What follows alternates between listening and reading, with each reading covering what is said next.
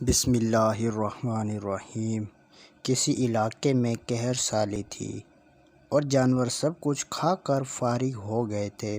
مزید کچھ کھانے کو رہا ہی نہ تھا۔ مویشی مالکان بے حد پریشان تھے۔ اس دوران ایک مسجد کے مولوی صاحب نے جمعے کے خطبے میں نہایت ہی یقین کے ساتھ یہ بات بتائی کہ اللہ کا نام لے کر یعنی بسم اللہ پڑھ کر دریا کو حکم دیا جائے تو وہ بھی اس حکم کی نافرمانی نہیں کرتا۔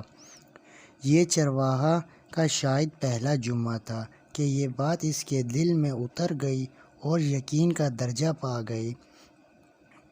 اس نے یہ واپس آ کر اپنی بکریاں کھولی اور سیدھا دریا پر چلا گیا اور اونچی آواز میں بسم اللہ الرحمن الرحیم اور دریا کو کہا وہ اپنی بکریاں چرانے جا رہا ہے، اپنے اوپر سے گزرنے دے۔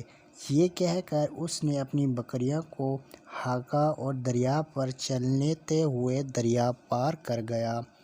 علاقے میں گھاس سے بھرا ہوا تھا، درختوں کے پتے سلامت تھے کیونکہ کسی کو بھی یہاں کا پتہ معلوم نہیں تھا۔ اب تو یہ اس کا معمول بن گیا تھا کہ وہ بکریاں دریا کے پار چھوڑ کر واپس آ جاتا اور شام کو جا کر بکریاں واپس لے آتا۔ اس کی بکریوں کا وزن دوگنا چوگنا ہو گیا تھا۔ لوگ چونک گئے اور اس سے پوچھا کہ وہ اپنی بکریوں کو کیا کھلاتا ہے۔ وہ سیدھا سادہ اور صاف دل نوجوان تھا۔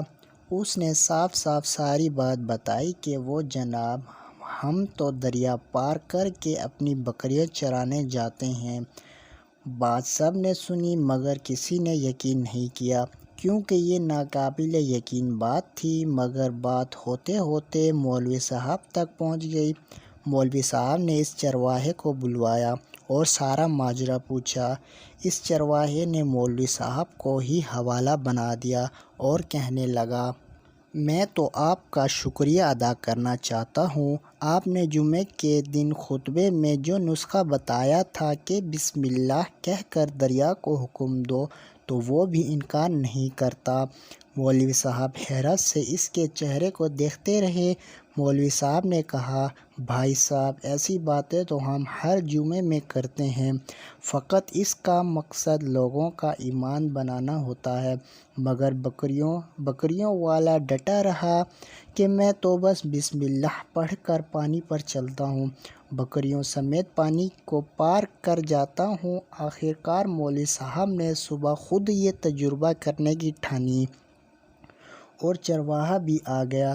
مجمع زیادہ تھا۔ مولوی صاحب نے ایک دو بار سوچا کہ انکار کر دوں، مگر جو مولوی صاحب کو کندھے پر اٹھا کر لائے تھے اور جوش و خروش سے اللہ اکبر کے نعرے لگا رہے تھے اور مولوی صاحب کے حق میں تعریفیں کر رہے تھے، آخرکار مولوی صاحب نے ایک رسی منگوائی اور اس رسی کو درخت کے ساتھ باندھا اور پھر اپنی کمر کے ساتھ باندھا۔ ڈرتے ڈرتے ڈھیلا ڈھیلا بسم اللہ پڑھا اور دریا پر چلنا شروع ہو گئے، مگر پہلے پاؤں رکھتا ہی تھا کہ دریا میں گر گیا۔ مولوی صاحب پانی میں ڈبکیاں کھاتے ہوئے پانی کی بہاؤ میں بہنا شروع کر گئے۔ لوگوں نے کھینچ کر باہر نکالا۔ مولوی صاحب اس کی حرکت نے چرواہے کو پریشان کر دیا تھا۔ مولوی صاحب کو یہ بسم اللہ کو کیا ہو گیا ہے کیونکہ اس کا یہ روز کا معمول تھا کہ اپنے یقین کو کوئی فرق نہ آیا۔ اس نے بسم اللہ کہہ کر بکریوں کو پانی کی طرف اشارہ کیا اور خود اس کے پیچھے چلتا گیا، بکریوں کو پار کر کر واپس بھی آ گیا۔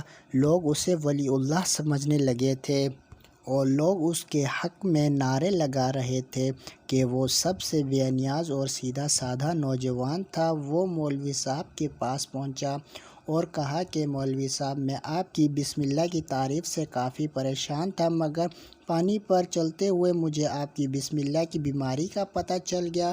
اس چرواہے نے اسی درخت سے بندھی رسی کی طرف اشارہ کیا اور کہا، مولوی صاحب، یہ ہے کہ آپ بسم اللہ کی بیماری، آپ کی بسم اللہ کی برکت کو یہ رسا کھا گیا۔ آپ کو اللہ اور بسم اللہ سے زیادہ اس رسی پر بھروسہ تھا، لہٰذا اللہ نے بھی آپ کو رسی کے حوالے کر دیا۔ مولوی صاحب، آپ بھی کمال کرتے ہیں۔ میں نے آپ کے منہ سے سنا، یقین کر لیا اور میرے اللہ نے میرے یقین کی لاج رکھی، مگر آپ نے اللہ کا کلام سنا مگر یقین نہیں کیا، لہٰذا آپ کو اللہ نے رسوا کر دیا۔ محترم عزیز دوستو، یہی کچھ ہمارا حال ہے ہماری نمازوں اور دعاؤں کا۔ ہماری ہر ایک عبادت یقین سے خالی ہے۔ میرے محترم عزیز دوستو، ذرا سوچئے گا ضرور۔